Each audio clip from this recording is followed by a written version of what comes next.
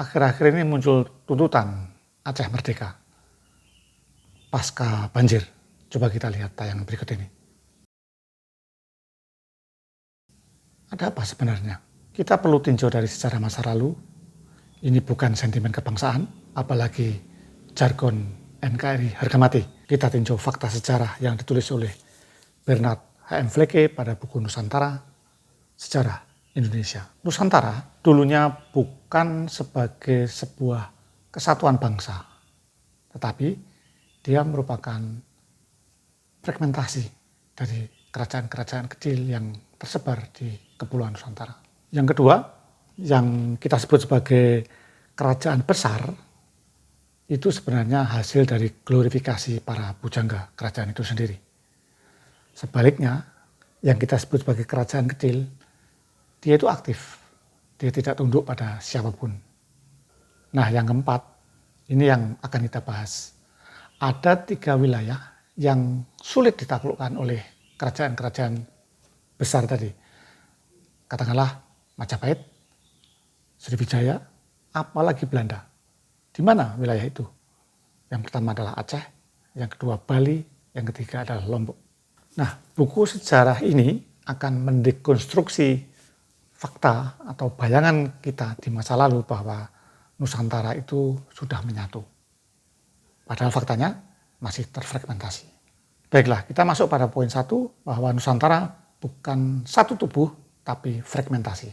Vleke sejak awal menyatakan bahwa sebelum kolonialisme, Nusantara yang kita sebut sebagai sebuah bangsa itu masih terfragmentasi dalam kerajaan-kerajaan kecil. Bukan imperium besar yang menjadi satu. Nah, poin yang kedua yang kita sebut sebagai kerajaan besar itu sebenarnya buah dari glorifikasi para pujangga. Saya kira ini masuk akal karena pujangga ditugaskan untuk menulis sejarah yang disukai oleh penguasanya. Kita lihat yang pertama, kerajaan Majapahit. Versi yang kita terima dari kerajaan Majapahit adalah tulisan dari Empu Prapanca dalam kitab Negara Kertagama.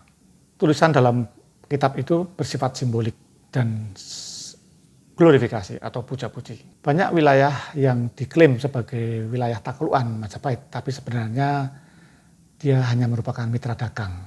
Jadi tetap independen, wilayahnya sampai ke sana tapi bukan taklukan, hanya sebatas mitra dagang. Yang kedua, wilayah tersebut mengakui secara ritual saja, tidak secara administratif. Artinya wilayah tersebut tidak membayar pajak kepada penguasa yang kita sebut sebagai Majapahit di wilayah Jawa Timur. Ringkasnya, Majapahit adalah hegemoni prestis, bukan imperium teritorial modern. Nah, versi sejarah Majapahit ini barangkali berbeda dengan apa yang kita terima dulu ketika kita sekolah.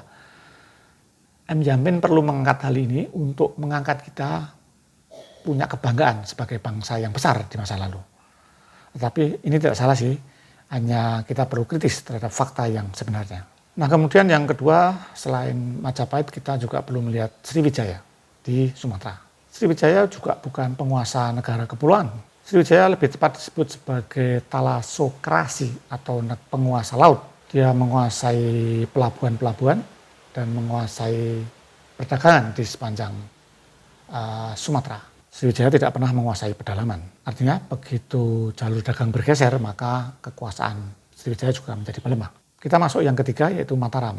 Menurut Vleke, Mataram ini sangat Jawa sentris. Dia hanya bisa menguasai Jawa Tengah dan Jawa Timur dan tidak pernah menguasai Jawa Barat, terutama Pajajaran. Kita ingat kisah atau cerita yang legenda yaitu Perang Bubat. Bahkan di Jawa sendiri, di dalam kekuasaan Mataram sendiri, mereka rapuh karena intrik di keluarga mereka sendiri. Pada edisi berikutnya kita akan bahas kerajaan Mataram, terutama pada sisi konflik internal mereka yang tidak pernah selesai sampai sekarang. Dan lebih parahnya lagi, konflik itu pada zaman dulu minta bantuan Belanda. Nah, poin yang ketiga, kalau tadi kita bicara kerajaan besar, sekarang kita masuk pada kerajaan kecil yang ternyata kita tidak bisa anggap sebagai hal yang sepele. Mereka itu aktif dan mereka tidak tunduk pada kerajaan besar. Kerajaan kecil itu bukan objek pajak dari kerajaan besar, mereka hanya mitra dagang saja. mereka memainkan politik aliansi kepada siapa saja. Kepada Mataram oke, pada Majapahit oke, Sriwijaya oke, Belanda oke, Spanyol oke, Portugis oke. Jadi sangat cair ya, berganti-ganti. Tidak tunduk pada satu kekuatan. Artinya mereka mudah berganti loyalitas. Contohnya di kerajaan-kerajaan yang ada di pesisir Jawa, di Sulawesi, Maluku, Nusa Tenggara. Dan jangan lupa kerajaan kecil ini sangat adaptif, menyesuaikan siapa yang sedang berkuasa pada saat itu.